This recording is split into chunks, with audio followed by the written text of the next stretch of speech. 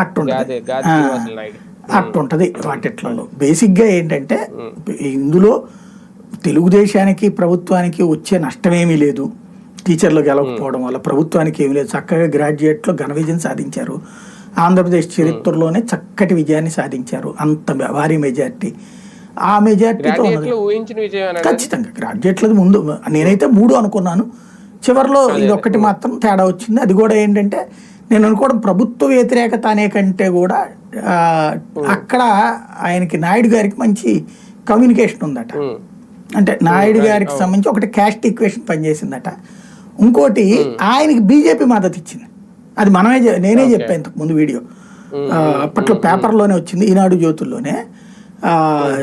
ఏది ఈయనకేమో తెలుగుదేశం ఫస్ట్ మద్దతు ప్రకటిస్తే, తెలుగుదేశం తరపున ప్రకటిస్తే ఆ తర్వాత జనసేన కూడా మద్దతు ప్రకటించింది. బీజేపీ మాత్రం దామోదర్ నాయుడికి మద్దతు ప్రకటించిందని రాశారు వాళ్ళే. ఎందుకు అంటే దానికి ఆయన ఆర్ఎస్ఎస్ నుంచి వచ్చినటువంటి ఆయన అని రాశారు వాళ్ళే. అప్పుడు నేను వీడియో కూడా చేశా, కూటమిలో ఇదేమైనా చిచ్చురేగుతుంది అయింది, వీళ్ళిద్దరు ఒకరికి మద్దతు ఇవ్వేంటి, వాళ్ళొక మద్దతు ఇవ్వేంటి. ఇవాళ వీళ్ళు అదే వాడారు తెలివిగా. అచ్చెన్నాయుడు అన్న దాంట్లో అసత్యం కాదు, మేము మా కూటమి మద్దతు ఇచ్చింది ఆ ఇద్దరు అభ్యర్థులకి. అంటే వీళ్ళేమో తెలుగుదేశం జనసేన రఘువర్మకి ఇచ్చింది, బీజేపీ ఆయనకి ఇచ్చింది కదా శ్రీనివాస నాయుడికి. కాబట్టి మా కూటమి చెప్పిన వాళ్ళేగా ఇద్దరు